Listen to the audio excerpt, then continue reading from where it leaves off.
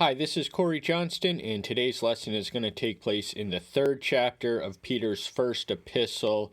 And what we read of here is kind of the wifely ethical expectations and duties, or at least that's how it opens up with, and then has a brief verse to say about the husbandly duties and expectations. But I just want to open with a story. So a man and a woman both arrive in heaven. They both die and arrive at heaven in the same time, and there they are met by St. Peter, who welcomes them in, and then the man who had spent his life fighting against gender inequality. He was a lawyer or a litigator or something to that effect, and he's given a palace while the woman he arrived with is given a mansion. And he, being who he was on earth, he protests the inequality of it all. He says, why do I have this, after all the inequalities of women on earth, why is the same inequality up here in heaven? Why am I getting this and she's getting that? And St. Peter answers him and says, hey, new guy, you haven't been around here that long. We got plenty of women up here, but you're our first man.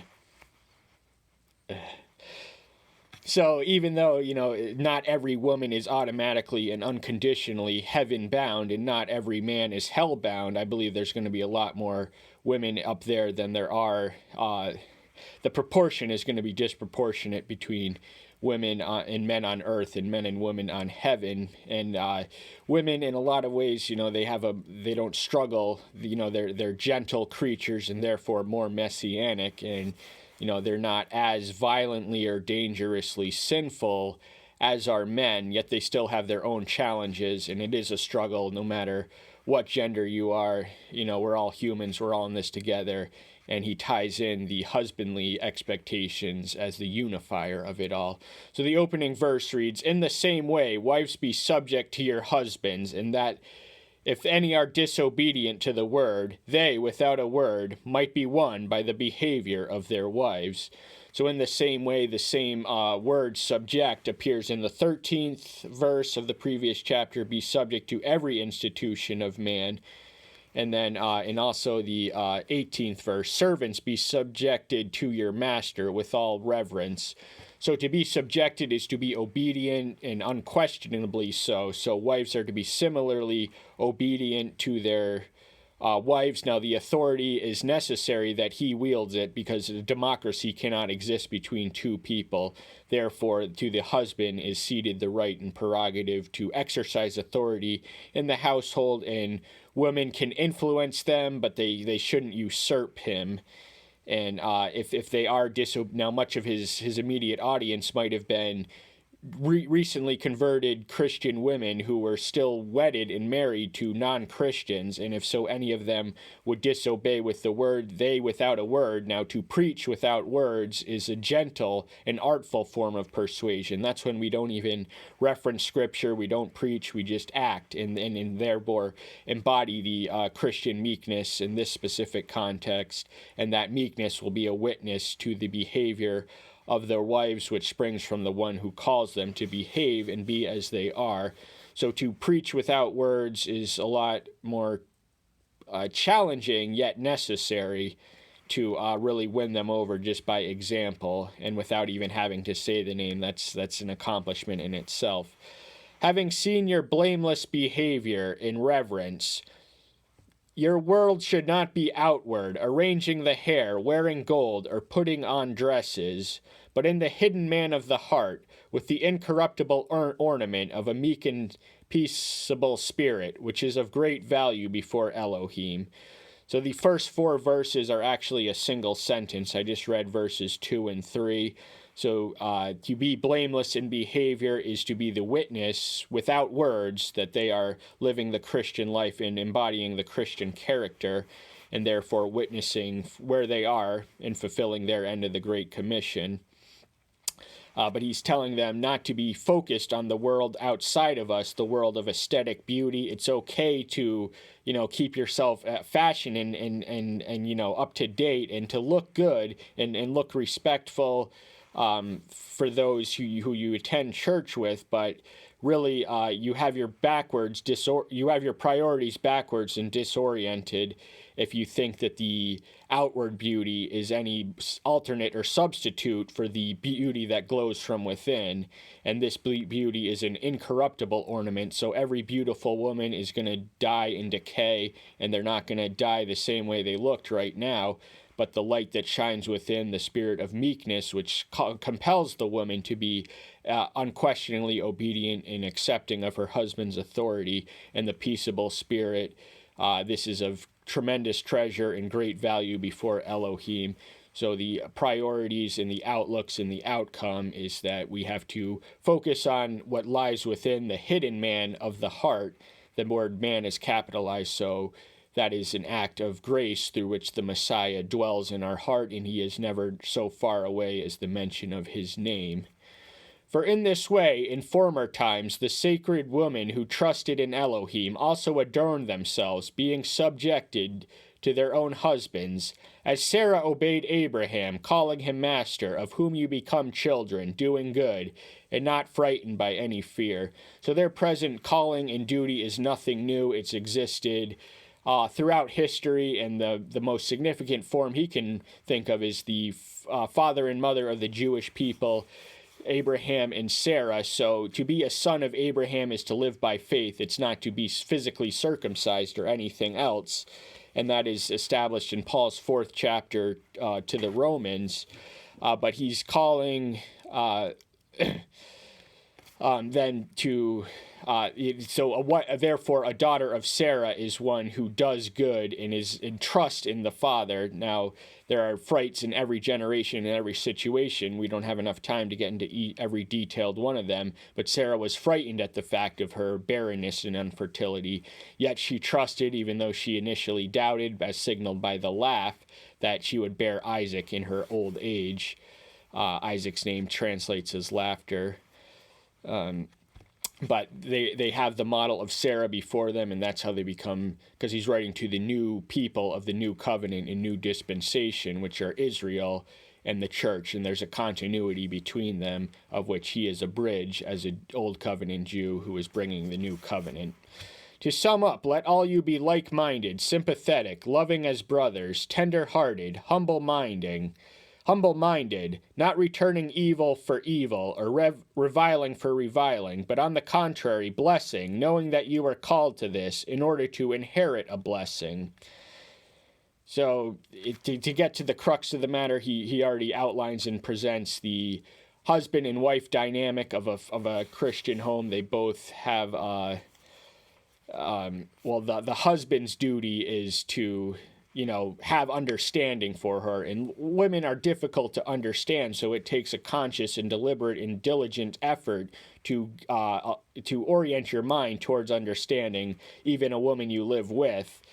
And he has to give his respect. That means he's not going to abuse or exploit his authority, but use it to protect the family. There's this whole notion of toxic masculinity that is alive in our culture, and the stereotype is that men who are somehow abusive are toxic, and this stamp is imposed across men as the normal stereotypical behavior. I think we got to get rid of that notion in our culture, because there's nothing masculine about being abusive or exploitative or just evil and vile. We exist to protect the wife and the children, and that's why we have the authority. And so they are weaker vessels physically, but not spiritually or morally. We are all equal and one and the same, but because they are physically weaker, we exist to protect them. That is a function no woman should be forced to provide her family, and a lot of women are stepping up to the plate because a lot of the men are derelict in their husbandly and masculine duties. So it is a balancing act, and it's to be like-minded. That means agreement and harmony, and that not everything you're going to agree on with your wife or everyone else in the world, but you have to have sympathy and have the same love that you would for a brother, even if someone is different-minded than you and does not agree with you on everything or everything you do. Just be tender-hearted and humble-minded. Humility is the key. That's when we no longer care about whether we are right or whether we are wrong, but are willing to concede to our wife or anyone else we are interacting with the victory in our argument. And so it all ties, we can fight evil with evil, more of the same. All that does is spread to the fire, but through the water of love, we can quench the forest fire of evil as it spreads all across us and all around us. And the whole purpose that we are blessed is not to hoard the blessings unto ourselves, but to be a blessing unto others. And this ties into the Abrahamic covenant. I wasn't planning on this, but I do want to read a passage I've been in awe of recently. So the whole entire Old Covenant, Abrahamic covenant, was to be a blessing unto all the nations, and that is the New Covenant promise of the Great Commission to take this message to the ends of the earth. And there's an author, Brian McLaren, in the book he writes, A New Kind of Christianity, the 10 Questions That Are Transforming the Faith. This is a book I'm currently reading in a Christian literature group I belong to. But he has this to say about Abraham's calling.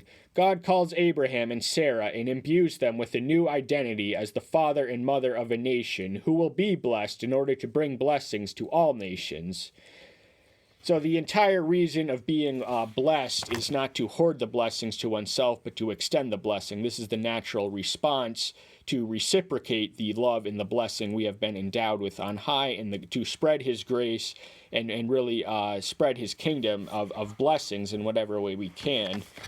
And it is absolutely essential to know what God is doing, not damning and rejecting all nations and exempting one from damnation, not hating all nations and loving one, not privileging one superior nation to conquer and rule all others, but blessing all nations through one, choosing one to bring benefit to all. So the Jews existed, their blessing came, and their entire purpose and selection was not to dominate or control the world, but to bless the world, and they did that through the creation of the Pan-National Assembly. Peter was one of the bridges in the Old and New covenants, but in any case, we do have that ties into the what he says about blessing, knowing that you are called to this in order to inherit a blessing. So the blessing that we inherit is eternal salvation that is in heaven and with God in intimate proximity thereto. For he who was to love his life and see good days, let him keep his tongue from evil and his lips from speaking deceit. Here Peter quotes a passage in the 34th Psalm, which is elsewhere repeated by the author of the book of Hebrews. So the juxt of this passage is that if you love your life, if you value it, and you want to see a long, well-lived life, the tongue is a weapon, and we can yield evil and invite evil into our own lives and those of others through the tongue. And the lips are prone to deceit because they have their own mind, they have their own attitude. Lying is second nature to them. But the way of lying is the way of death, as it is the way of sin, and the wages thereof are death. Let him turn away from evil and do good. Let him seek peace and pursue it. Peace is a longing natural to human nature. We all hold up the peace signs and we all want peace, but it somehow escapes us. But the peace can be found in the Messiah, who says, "Come to me, all ye who are heavy laden, and I will give you the rest," and the peace, and the serenity, and the security, and the shalom, which is the Hebrew translation of peace, which speaks volumes about how much richer the Hebrew language is than our own in a lot of ways. We have peace as a term for the cessation of conflict.